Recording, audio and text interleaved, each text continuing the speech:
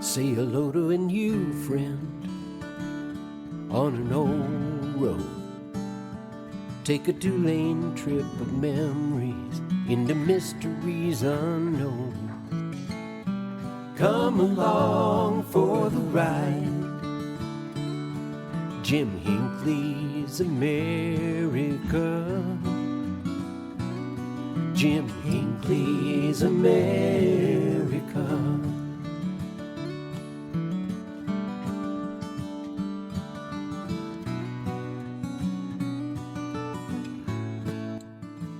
Hey, good morning, my friends. Hey, I hope if you find yourself out here in Arizona in the next week, well, we skipped winter. We skipped spring. We're just jumping right into summer. It's going to be pushing about 100 degrees here in Kingman, Arizona. So be careful. Carry some water. Mr. Will Grant, how are you this morning? I'm doing great, Jim. How are you doing? God bless. I'm doing better now that you're here. I'm Yeah. sure. I'm so glad. Thank you so much for taking time to do this. I really appreciate it. Oh, you bet. It's my pleasure. This book, I got to tell you, I hope I don't swell your head to your hat don't fit. Uh, I try to read about 2 or 3 books a month on all kinds of different subjects. And your book was probably one of the best I've read this year. This is impressive. Well, I really appreciate the kind words for sure. I'm glad you enjoyed it.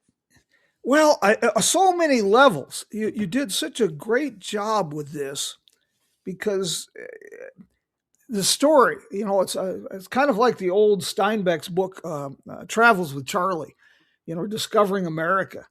But your sense of adventure, the people you met along the way you approached the environmental issues without being preachy, uh, the people you met along the way, the stories that you shared, and you gave them a voice. It was pretty impressive. Well, I'll tell you that's good to hear. The people are really what made the journey, really significant to me and what really left me with the deepest impression, that I think about the most are those people that were hospitable to me, that put me up, that gave me directions, the salt of the earth out there. If that doesn't matter whether you travel in Poland or Mongolia or Route 66, it's the people. If you take the time to talk to people, to be a part of their world, that's what makes a trip worthwhile. Yeah, that's and when you're traveling by horseback at 3 miles per hour, you certainly have opportunity to meet people. I got to tell you, I've one of the goals in my life, and I got to do it pretty soon because I'm right about 70 now. But I want to travel Route 66 in a Model A Ford, and I've known a couple people who have done that, and even in Model Ts. And I thought, boy, there's an adventure. There's a sense of adventure. But I got to admit, horseback from Missouri to California, that takes that adventure to a whole new level. Well, I don't think you should wait to do your drive. I think the sooner you can jump on things, the better off you are. Yes. Yeah. I've always found that to be the case. What I have to ask you, I know you have a great passion for horses. That was another thing I really was impressed with that came through was your care for the animals. Your just your passion for the animals themselves. I thought that was pretty impressive. That's certainly something I tried to get across is that they were the highest priority. And, I didn't want to make the journey at the expense of a horse. You know Yeah, what I'm saying? It's one thing to drive an old vehicle into the ground. It's yeah. another to use a horse too hard. And having researched the Pony Express and just having been around the block a time or two, I know what that can look like. And that was my greatest fear throughout the entire journey. 142 nights. That was my greatest source of stress, and it was the biggest relief once I'd finished. Right. Yeah. Right. Most definitely. Did you, one of the things I got out of your book here about the last ride of the Pony Express, I it's funny how we know things, but we don't know things.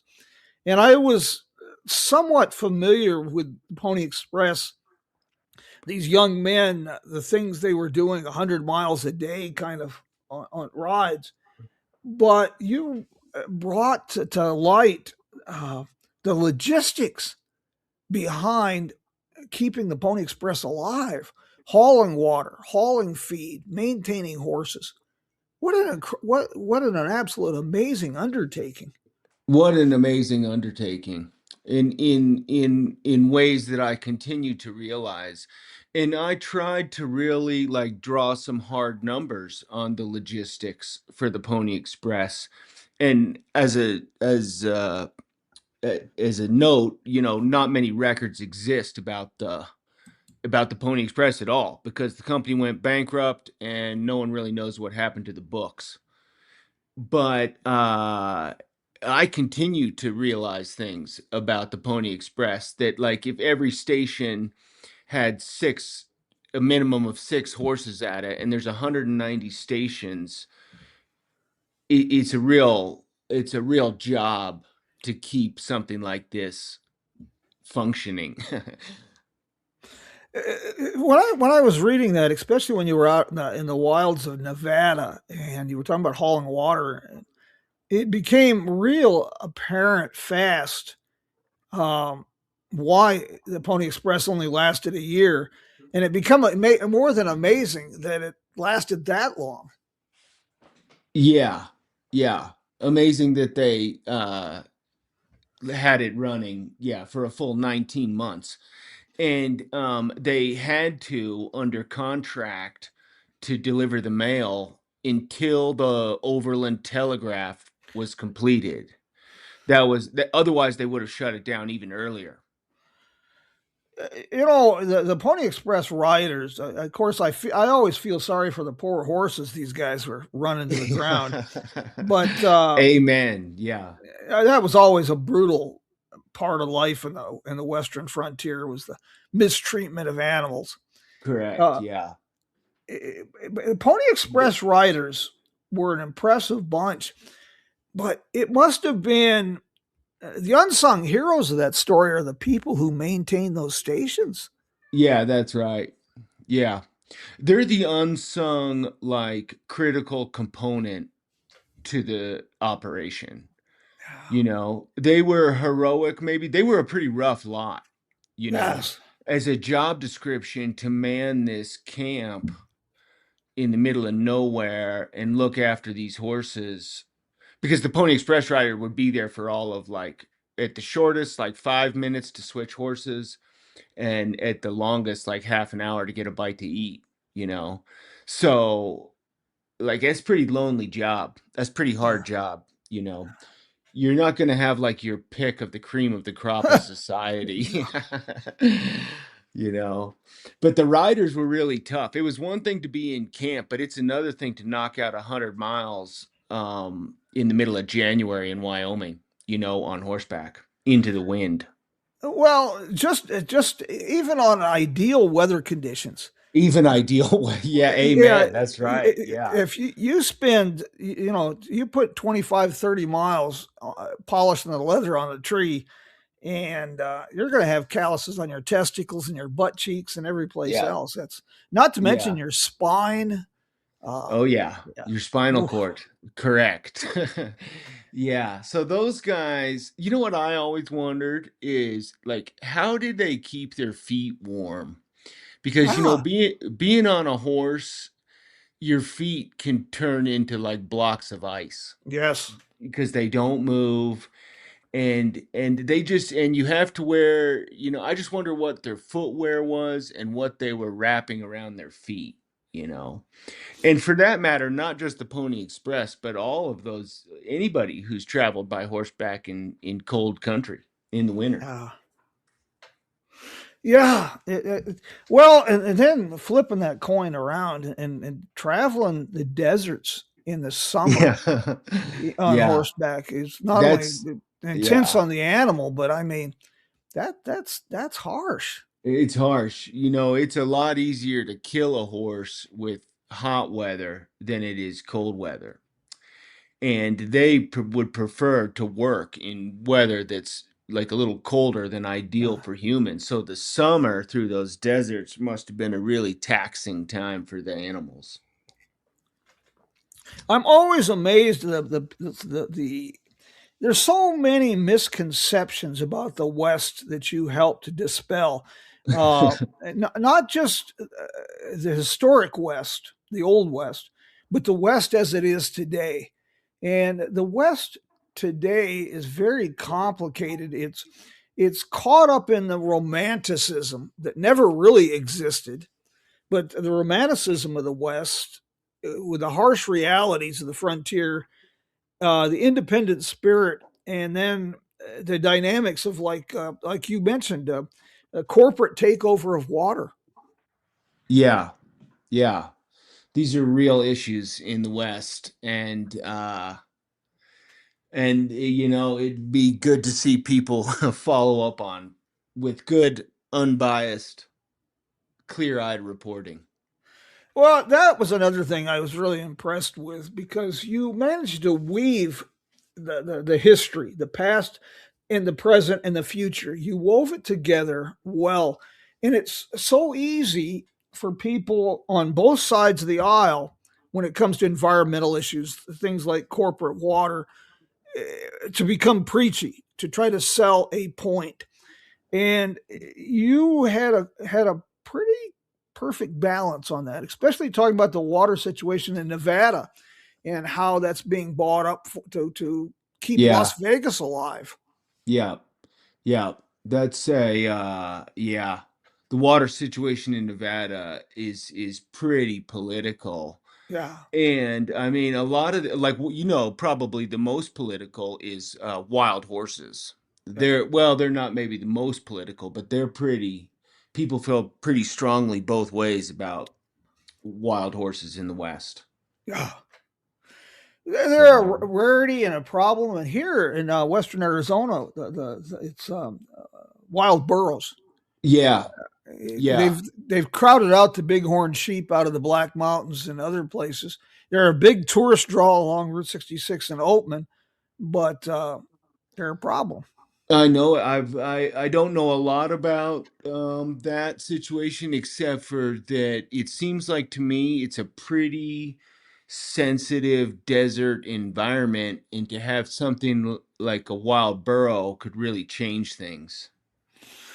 Yeah, people don't realize how fragile the desert is. Yeah. Yeah, you could like your footprint, your boot track can be there for like 6 or 8 years. You got into some pretty remote places chasing this trail. Were you, aside from the stations themselves, were you able to find tangible links to this history? You bet I was. In the most remote places is where the links to history were the strongest because there'd just been the least development or passerby traffic or civilization or whatever. So like those places in eastern Nevada and western Nevada and Utah, the trail was pretty plain to see. And Yeah, so it's a track right there through the sagebrush or through the scrub or whatever. And so riding the horses down that, um, it was like pretty special for me. It was like a sure. real and nobody around. You're totally alone except for these two horses, which is like the ideal companions. Yeah. And yeah, and just could think about this stuff and it was like really cool. Very cool. Very cool. I worked on a ranch for a while down out of the Members River Valley in southern New Mexico, and it was cut by parts. I believe it was the Butterfield stage route. Aha. went through there, Yeah. and I on my days off, I would saddle up and I'd go over to the Faywood Hot Springs, and I'd follow the old stage route out that way. And there's a real sense of timelessness when you're on horseback on a trail like that. Yeah. Yeah. It's good perspective, It's good perspective. Absolutely. Well, this is another thing I got out of your book was encouraging people to live life, to slow down, to talk to people. We've got all this social media and everything today, but it's such a sterile world. And to really live life, you've got to experience it. You've got to get wet in the rain. You've got to, get out in the sun. You got to talk to people. Yeah, I feel strongly about that. Oh, Uh, that's pretty obvious, Will. yeah. Yeah, I tried not to let the dust settle too long around me. But No. In this book, The Last Ride of the Pony Express, I really encourage people on this because it's such a well done book.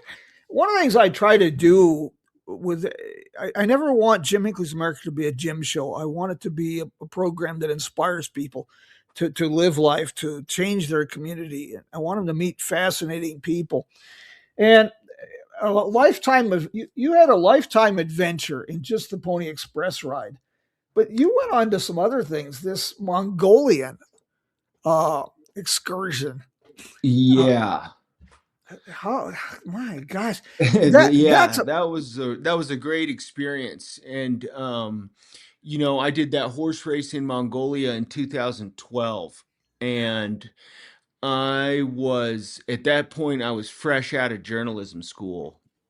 I trained horses in Texas until 2008, and then I went back to school at the University of Montana. And after the University of Montana, I went to work for Outside Magazine, and I was just trying to find a good story that combined my something I could do that other journalists maybe couldn't. And I saw this ad for this horse race in Mongolia, 1,000 kilometers, 600 miles, 650 miles.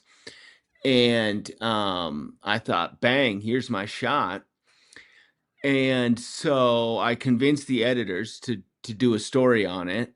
And it was like a Pony Express type relay that you covered about 75 miles per day on oof. these Mongolian horses, on these sort of half wild. They're not really half wild, they're just rowdy Mongolian horses going from like yurt camp to yurt camp. And so I told the editors, I said, I'm going to win this race. I looked at the list of competitors, and I said, real estate agents from London, and like a couple of women from Dubai, and like a guy from New Zealand who so all this I thought, man, I can win this race and write a story about it. It'll be really cool. And then the second day of the race, it occurred to me that this is like an amazing horse culture, that the Mongolian people have been living with and riding horses for 5,000 years, and there's something to be said for that. Yeah. And so I just quit racing. I rode as fast, as slow as I could, without being disqualified, because the race staff had vets and medics stretched out, make sure nobody dies over there, make sure they don't lose a racer. And so I rode right at the back of the pack and hung out with the Mongolians, and it was really the first time in my life that I saw like horsemanship as like our relationship with horses as a universal language. Mm. That it really could bridge like wide differences in language and everything else. That's funny. You should bring that up. A couple of weeks ago, I had a fellow, Tom Salazzo. He's starting an American War Museum, and he was talking about trying to find a way. He doesn't want to glorify war. He wants to show war through the people. So he's collecting diaries, journals, and photographs. And he hatched up. He stumbled into the a universal nature. You mentioned the universal horse culture, nature of relationship with horses. He started collecting pictures of soldiers with cats. Uh-huh. World Very War One, interesting. World War Two, Japanese, Ethiopian, German, Italian. It's kind of an Wow. interesting perspective. Very interesting. Very interesting. Well, there's a certain common link with Route 66 in itself that I found.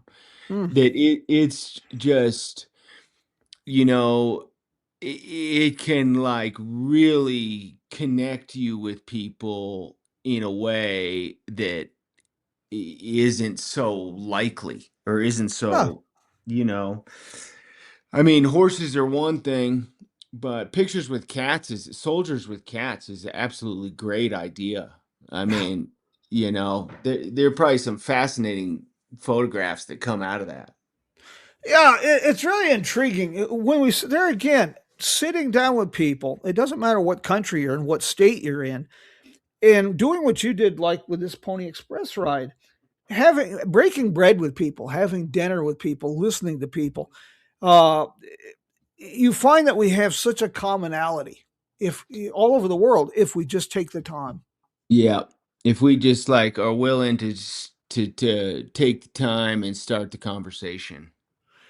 Professor Nolan Stoltz had a question for you. He was wondering how many was there just one particular Pony Express route? Uh, Yeah. and yeah, okay, Yeah, multiple horses correct. for the same route. So that Multiple horses for the same route, correct. yeah, each rider would be just a few days behind the other one. Yeah. So the way it kind of worked is that there were 190 stations strung out over 2,000 miles. Distances between station varied between 10, 15, 20 miles. Basically, the enough distance to get high speed out of a horse before it started flagging. And the riders rode about 100 miles a day, and that just varied how it varied by how many stations they'd cover. But they went from home station, which had like a bunkhouse for them, to home station 100 miles down the track, switched horses however often they could. And in that way, a letter could make it from St. Joseph, Missouri to San Francisco, California in 10 days. But 10 days was the ideal target, and a lot of things could slow that down because you're moving mail across the country on the back of a horse, and there's a lot of things that can happen in 2,000 miles. Like So there were some delayed, certainly there were delayed times. And a lot of what we know about the Pony Express, the actual times comes from stamp collectors and people who collect the envelopes, philatelists. And because the letters were metered stamped at either end, canceled, I guess, we can know the exact times. And it ran from April 1860 to October 1861. And so this was right at the brink of the Civil War. Tensions between the South and the North were very high. And this was an effort to establish more rapid communication between the East and California, where about 380,000 people lived in 1860. So it was a horseback mail connection, and it was nothing new. People have been moving mail information, messages, dispatches by fast horse relay since Genghis Khan. They did it on the Boston Post Road. They did it all over Europe. They first did it, in Mongolia and on the Eurasian steppe. And so the Pony Express wasn't anything new under the sun, except for what was new under the sun is that there were no horses or facilities or even trail for a lot of the country that they wanted to cover through Nevada in particularly. So they had to like come up with it and stage the Pony Express as this mail service. So it was a really bright flash in the pan, right before the Civil War, horseback, express mail service to California, and then it died out. And and it casts a long shadow out west. There's hardly a person who hasn't heard of the Pony Express. Yeah, the romanticism of the West that's a study in itself. Yeah. How it's amazing how international that is, but and how detached from reality the romanticism West, and it started early with the dime novels and the stories Yeah. of Buffalo Bill Cody and all these things, totally void of almost any reality. But the myth became so Yeah, huge. that's a pretty interesting subject and something I've looked at more. And you're right that the myth appeared early on. These guys started, Owen Wister and Ned Buntline. These guys picked up on it in a hurry. They read they saw a little bit of it, of the West, but they also read reports. They also read stuff by guys who had actually done it. Do you know the writer Charlie Siringo? No, I don't. You should look him up. He's sort of he wrote one of the good early cowboy accounts that inspired a lot of the West. He wrote a book called A Texas Cowboy, or 15 Years on the Hurricane Deck of a Spanish Pony. And Will Yeah. James, he wrote 23 novels in like 20 years. Hmm. About, not all novels, some of it was nonfiction, and he was a sure enough cowboy. He was arrested in Nevada for stealing cattle, and when he was in prison is when he started writing. And then he got bucked off a horse in a rodeo and landed on his head, and spent like half a year in bed, and that's when he started illustrating. And so after that, he gave up his cowboy ways and started writing authentic stuff about the West in an authentic voice. And that's what I think a lot of people picked up on, is this kind of primary source stuff. It's really interesting, like the gunfight at the OK Corral and Wyatt Earp, Yeah. because they got the dime store novel spotlight, they became so famous, Yeah. and people like Jeff Milton Davis down there along the border. Nobody's ever heard of this guy, and I've never heard of him. I've never heard his of that his guy. exploits were extraordinary. This guy was shot up in a he was a Wells Fargo agent. He got shot up, lost use of his arm, and became a border patrol agent.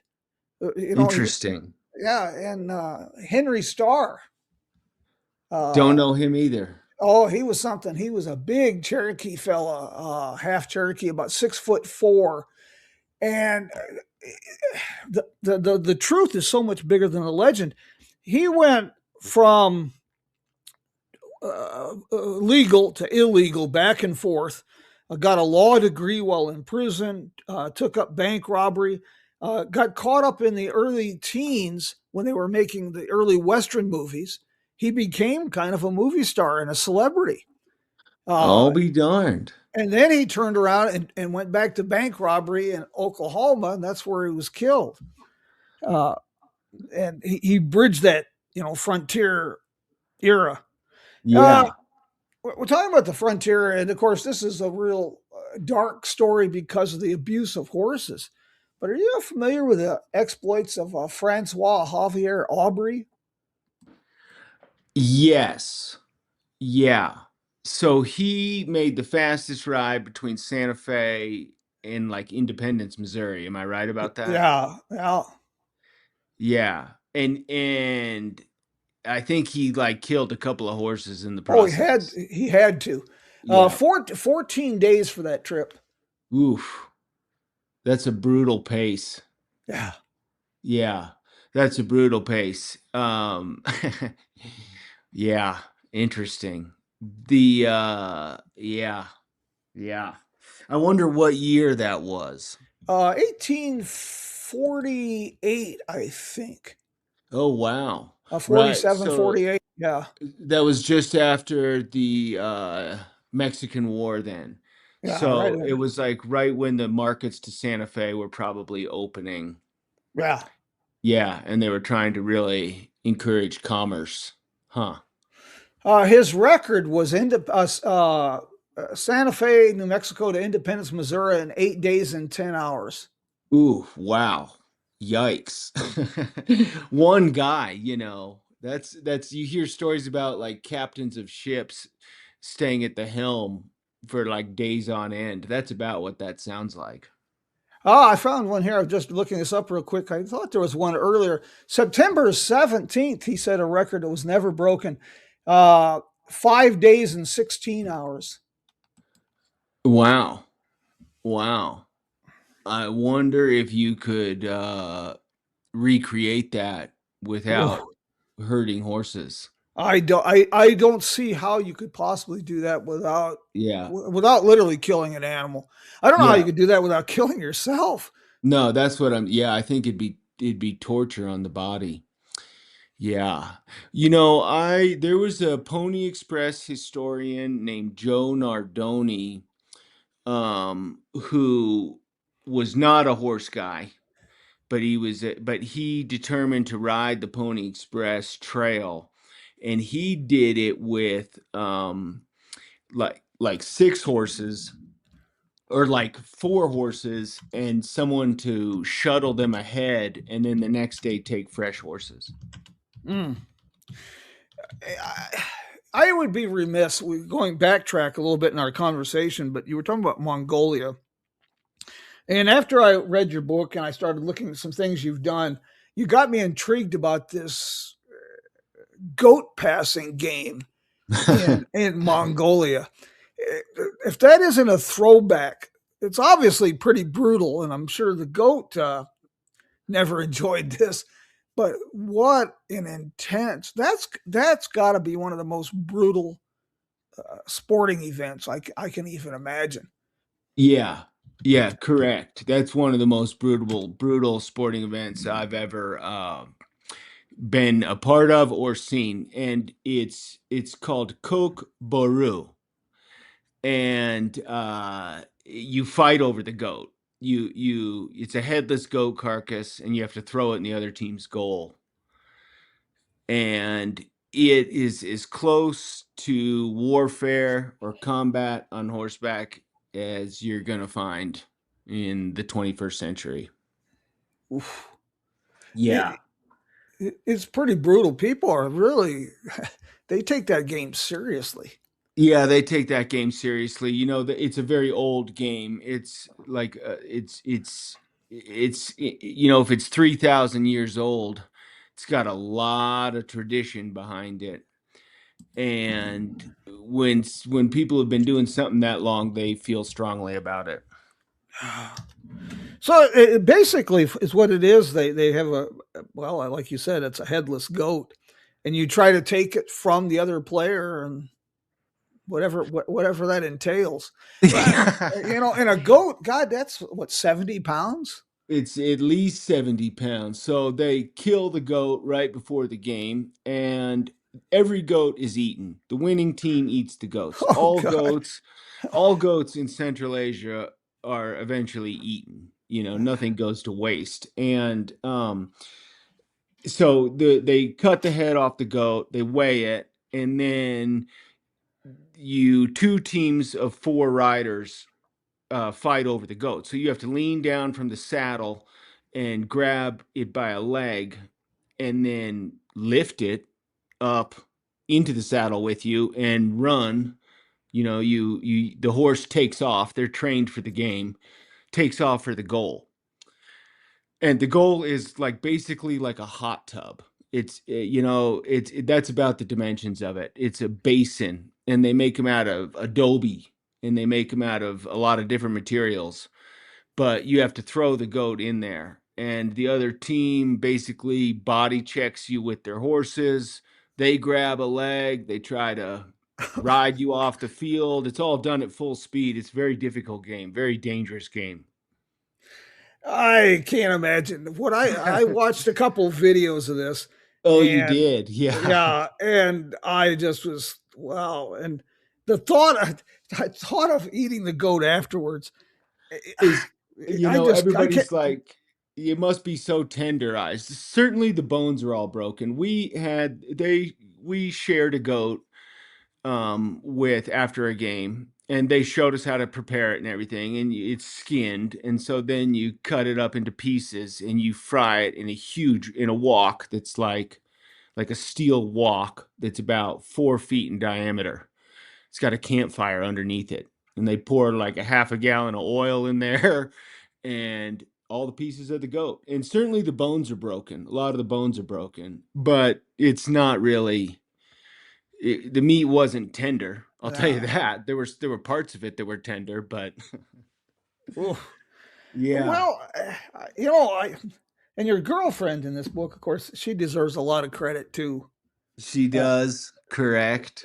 yeah, she really deserved a bunch of credit because yeah, instead of giving you the phone number for a mental health counselor, jumped in to help. Right. So she drove up and met me halfway for a couple of nights near Casper, Wyoming. Denny Gibson says he's been reading your book. He's about halfway through. He's really enjoying it. Well, it's good to hear. Denny's kind of an adventurer, not quite this much, but he's made some great cross country trips in older automobiles, and he's done a little bit of writing himself. He's yeah, I'd say it's a great book. My question is, I know you're still a young man, but what's the next adventure? Well, the next adventure is that I'm writing a book about the ancestry of the cowboy. Oh, And essentially, this is looking at everything that happened before 1880, before the cowboy trotted onto the arid plains, looking at the influence from Mexico and then from Spain, because everything came from Spain, and retracing the lineage of the horses and horsemanship that eventually resulted in the cowboy. oh, And so this journey, it takes me to Mexico, to Spain, to North Africa, to Turkey, and then to Central Asia, where horses were first domesticated. that's got to be just the research for that's going to be extremely fascinating. It has been so far. I've been thinking about this book since the Pony Express, essentially, because what, I'll tell you where it started is that I was leaning against a fence post in just bang in the center of Nevada, and with my two horses, Chicken Fry and Badger, and everything seemed very organic, very natural. My way of traveling, the two horses, it seemed like this was pretty authentic experience. And I started wondering how much of it was American. How much of what I'm looking at here is a result of American ingenuity, and how much has been handed down to us over millennia. So I started looking into the history, and boy, it's been a fascinating research evolution so far, and now I'm ready to start the narrative experience. You know, this is kind of I have been having this conversation more and more lately about and you've touched on this American culture. You know, we're probably the only country in the world that really doesn't have an American culture. It's truly such a blending. Yeah, Our mythology, our holiday celebrations, everything we do in this country is such a blending of cultural yeah. experiences in history. In the Western romanticism, the history of the cowboy, The Western exploration. cowboy. Yeah, I mean, he's like this uniquely American. He's like the most exportable imagery we have. of America, just about of a persona. Everybody in the world knows what a cowboy is. You know, there's so many stories. In fact, I'll send you a few links. Some of the people like Jeff Milton Davis down along the border. Yeah. I'll send you some links. But it's really interesting the mystique of the American West. I was working with Bob Bosbell at True West magazine on a couple projects. And are you familiar with the books by Carl May? No, how do you spell the last name? May. Ah, I think it's Maye or May. He was a prolific writer on westerns. A Louis L'Amour kind of fell of his day, right. but he was German, and Yeah. he'd never even been to the United States. Yeah. But he read everything he could get on Yeah. the West, the cowboy, and Hitler was a big fan of his writing. Kept copies of his book. In fact, Hitler had some of his books reprinted and distributed to the troops. Yeah. Uh, it was huge, but the Nazi government made movies of Karl May's books that were filmed in Arizona. I'll be darned. There you go. Yeah, that's kind of a odd thing. And when I was in Germany speaking at some schools, I learned that when Bonanza came out, uh, it was so popular they tried to actually get the program banned because attendance at pubs, theaters plummeted when the program was on. Everybody stayed home to watch Bonanza. Ah, interesting. Interesting. Yeah. So the Western mystique, there's something very attractive about it to people. Yeah, and it's a good thing and it's a bad thing because Yeah. that mystique is still affecting the West, and the independent spirit is good, but in its current form, it can be troubling. Yeah. I mean, yeah, that's right. It can be both good and bad. How that early period? Will you be getting into a lot of the black cowboy history? Well, it's certainly something that's I'm looking into. I've seen like statistics that like 1 in 4 cowboys was black. And a guy just sent me, put in the mail at the end of last week, a book about this. And it's going to be interesting to get into this. I think that it varied by region.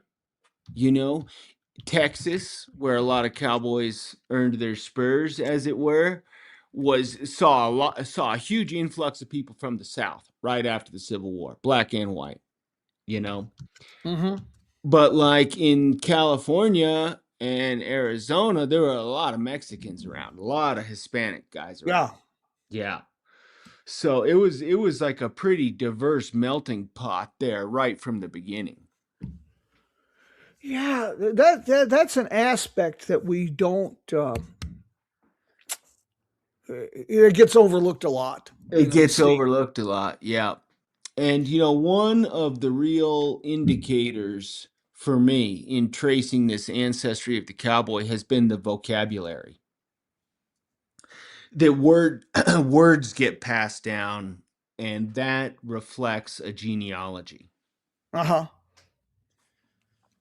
Well, I'm a kind of a newcomer to this. I like a lot of people. I grew up with all the John Wayne movies and the westerns, and we moved out here when I was a kid, and I married into a family that every family reunion is kind of like a John Wayne film festival. Uh, my wife's father was actually born in Tombstone, and Uh-huh. his grandfather was a sheriff out of Cochise County, out of Tombstone. I have his 41 caliber Colt sitting here on my desk, and horse ranches and ranches in the Verde Valley and all over Arizona. So kind of, They have some interesting history, I'll bet you. yeah, I've gotten sucked into some pretty deep stories here. Yeah. Professor Nolan Stoltz was talking about uh, Native American encounters with so-called Indians on the Pony Express. Yeah. How big of a problem that was.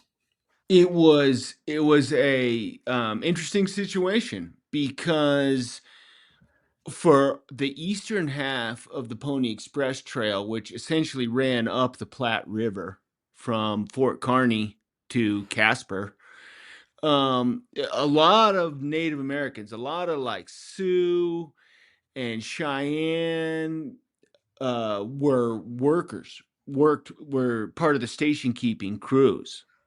So relationships were pretty amiable. Yeah. And this is 1860 to 61. In 1864, on the plains is when the big uprisings happened and tensions boiled over. Mm. That's when really bad things started to happen. But in 1860, it wasn't too bad through what's today Nebraska, Kansas, and Wyoming. But west of there, in western Nevada, conflicts with the Paiute were pretty bad.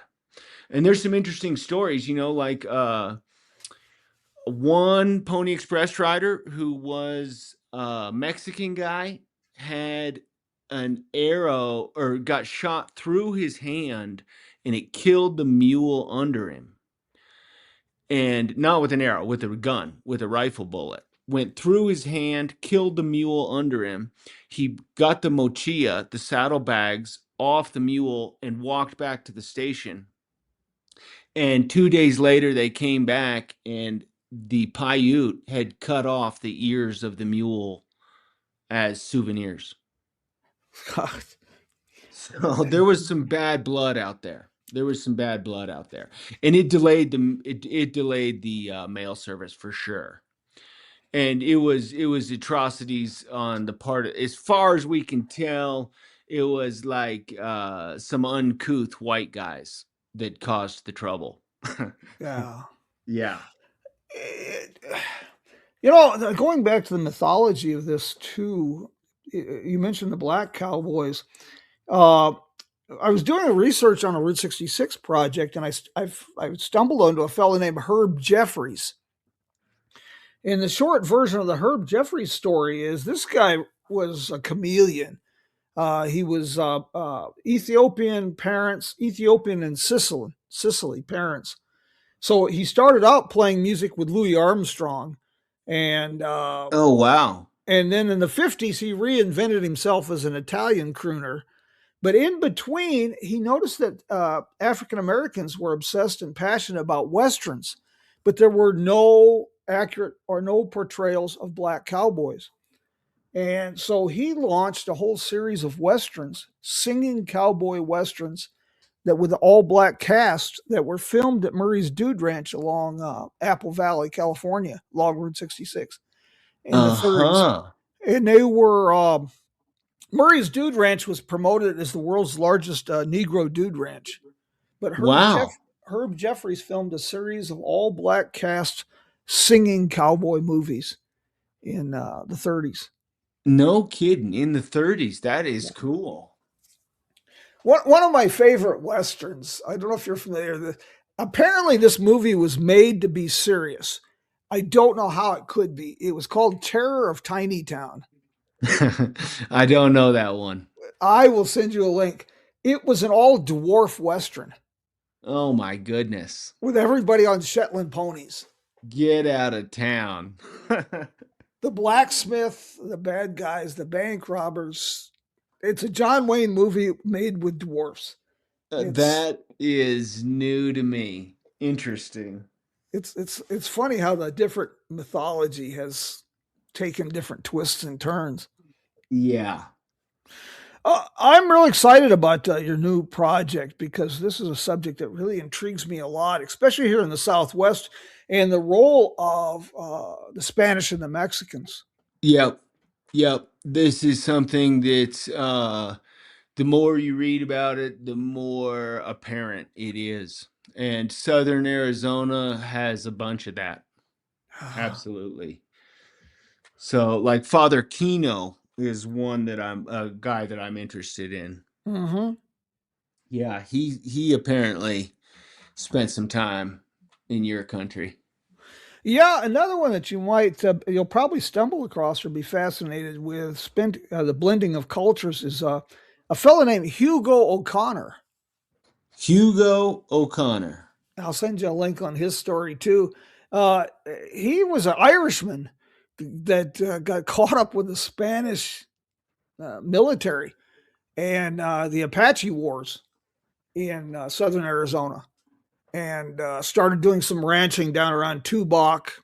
He's credited with founding the Presidio at Tucson. I will definitely look him up.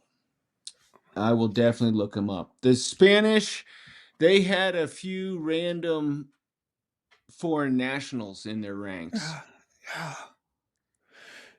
I So, really like the way that you interacted with, was it Peruvians that you met yeah, in Nevada? yeah, the Peruvian sheep herders, you bet. That was a unseen, unforeseen aspect of the West, and those guys are my experience with them was that they were really hospitable, genuine, nice guys. Uh, did you find, and of course, the Basque people, influenced the sheep industry a lot in the West, Yeah. Southwest? Is that still a tangible situation? It's worthy of investigating because there's certainly a lot of Basque names still out there and a lot of descendants of Basque immigrants and even like Basque restaurants. There's a Basque restaurant in Southeast Oregon, is my understanding. And Basque cuisine, like the way they make Ooh, sausages and stuff. Yeah. So there's remnants of it. It would be interesting to look into that and to see how people are maintaining those traditions today and sort of what that looks like. It's not a culture I'm very familiar with, but no, no, no. from the north of Spain, south of France there, it's a unique kind of culture, I think, and interesting aspect of the Western landscape. And just like you said, part of the sort of blending of cultures, the melting pot of people from all over. One of the things I really got out of your book too, and it comes through in our conversation this morning, is your inquisitive nature. I have learned so much from you and from your book, and I'm really grateful for that. That's Yeah. I Yeah, I'll definitely not afraid to ask too many questions. you have really piqued my. I filled a notebook with things to like Peruvian sheep herders. You sparked my imagination on so many levels with this book. Uh, I'll probably get lost for a year doing digging deeper down some of these rabbit holes. But Yeah, they're good rabbit holes though, you know. yeah. It's the more we know about the West really enhances our appreciation of it, I feel like. Well, this book sums up something my pa told me a long time ago that the more you learn, the more you realize how little you know. Yeah. Yeah. And That's a comment by a wise man. yeah, that's well, thank you. I want to thank you for this book, but thank you for taking time today. I have greatly enjoyed our conversation, Oh, and it's been my pleasure, Jim. I will get some links together for you on some of these characters. And are you familiar with Bob Bode's Bell at True West Magazine? No. Um no. I wrote an excerpt for them uh and I'm trying to remember who my uh who my editor was. Dave Lauterborn. Okay. So I don't know. I didn't recognize the name you just mentioned. I'll send you a link. And Bob is he's more of a showman, but he's built his whole life about the West, studying the West, collecting the West, speaking on the West, writing books about the West. And Yeah. he's kind of a kingman. Well, he's out of Kansas, but he grew up here, and his family has a century of ranching history in the West. But I think you'd have a lot to talk about, and he might be able to help you on your with some contacts and some information. You bet. It sure sounds like he could. I would appreciate that very much if you could Now, send me his name and everything. yeah, I can put you in contact. Well, this has been fun, and I hope to do this again. If you find yourself down here in Arizona for no apparent reason, give me a holler, and I'll spring for a beer or coffee. You bet I will. That sounds good to me, Jim. It's been great talking to you this morning.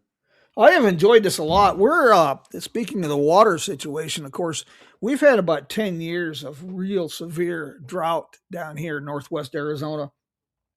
When I was a kid, we would get 8 to 10 inches of rain and snow a year here in Kingman.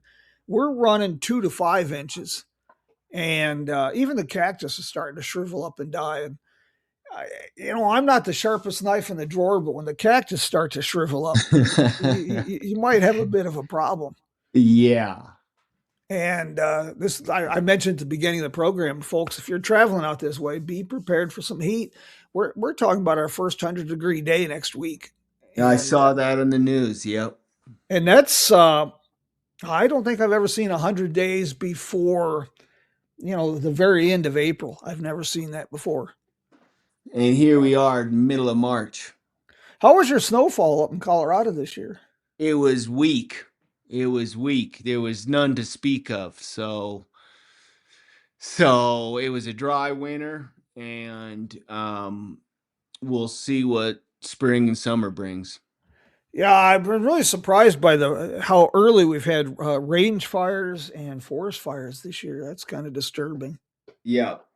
Yeah. Well, we got some folks that really enjoyed this morning. Margaret's with us from East Lansing, Michigan, and Professor Nolan Stoltz, Denny Gibson. Got a few folks here. Excellent. We'll get the word out. I'll get this published later today, folks. And Will's given me an idea. I'll get a blog post up in the next few days about, of course, today's program, Will's book, and some of these folks we talked about, like Milton Davis, kind of a hero of mine, and some of these other colorful characters That would be helpful. that fueled this romanticism, this myth. Yeah. One more thought. Isn't it fascinating? Everybody knows about the Pony Express, but nobody knows about the Pony Express. Yeah. Yeah. I found myself in that same boat, in that it was everybody knows the words. Everybody knows that it involved horses. Yeah. But the sort of nuts and bolts of it were unclear, which I saw as an opportunity as a writer. Oh, yes, most definitely. Most definitely. Like we mentioned earlier, the logistics.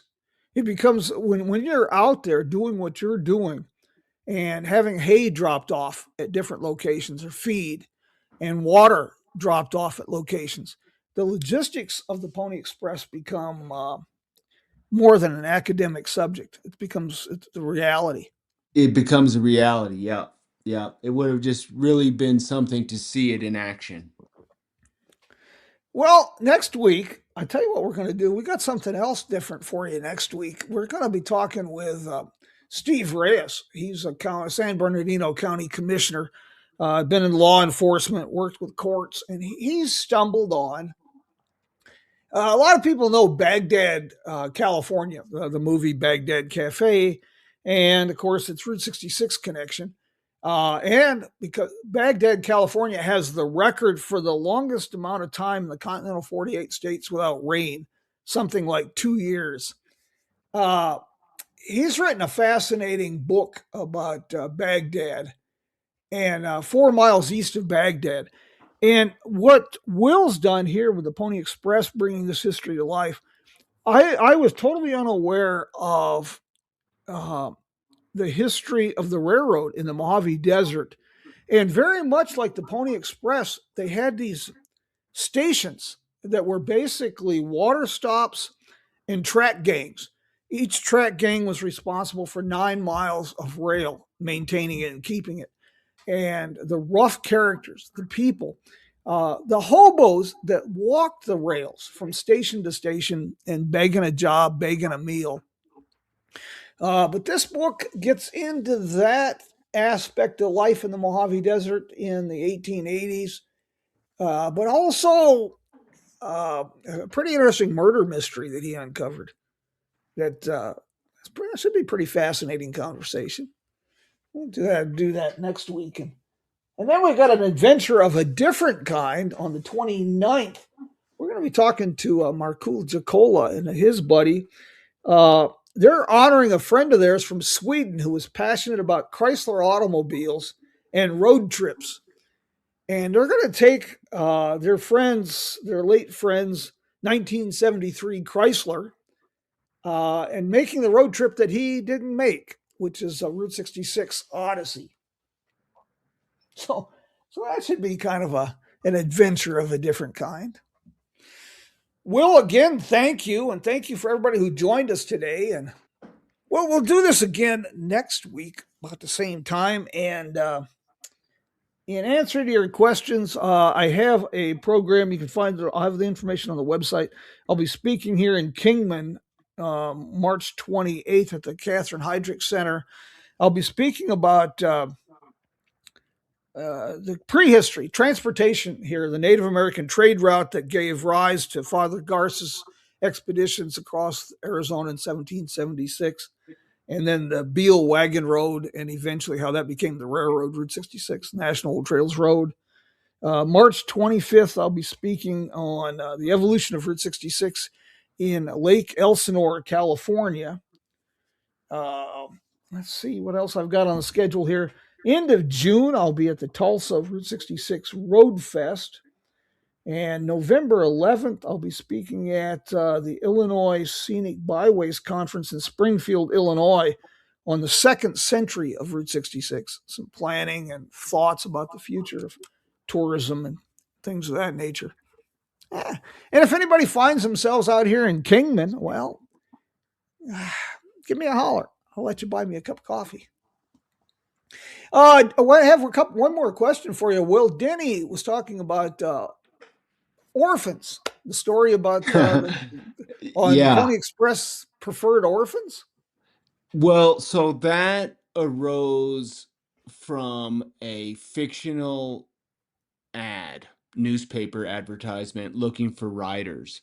No one's sure where exactly that came from, but we don't think that it ever existed. And they preferred orphans allegedly because it was so dangerous that there would be no next of kin to notify. But that is a direct evidence of the mythology that did not exist. You know, it's funny how that mythology becomes truth, isn't it, after a while? It is, if it gets repeated enough times, pretty soon it's fact. Yeah, it's the gospel. That's interesting stuff. Will, thank you. This book has been a real treasure, and yeah, you bet, Jim. It's been great talking with you this morning. You bet. Anything I can help with, you just give me a holler. And like say, if you find yourself down this way, feel free to give me a holler. I'll give you the 50-cent tour of Kingman, and we got some places here in the frontier history that it might pique your interest. That sounds good to me. Take care, my friends. We All will right. do this again next week. And meanwhile, we'll bid you via con Dios with a little bit of send off for my good friends in Nashville, Joe and Woody and the boys of the Road Crew 66. If you need some road trip inspiration or theme song for your adventure, it's a good place to start. And they'll be performing at the Old Texas Historic Route 66 motor tour this year. I'll see if I can get you some information on that. Until then, I will bid you adios, my friends.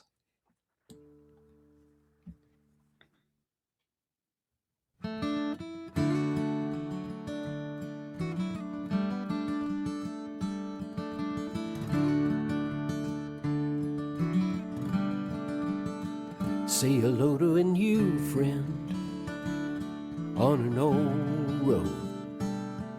Take a 2-lane trip of memories into mysteries unknown. Come along for the ride. Jim Hinckley's America. Jim Hinckley's America.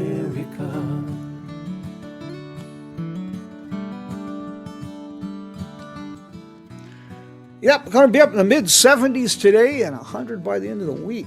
Well, that's going to be quite a difference, my friends. So travel safe, carry some water.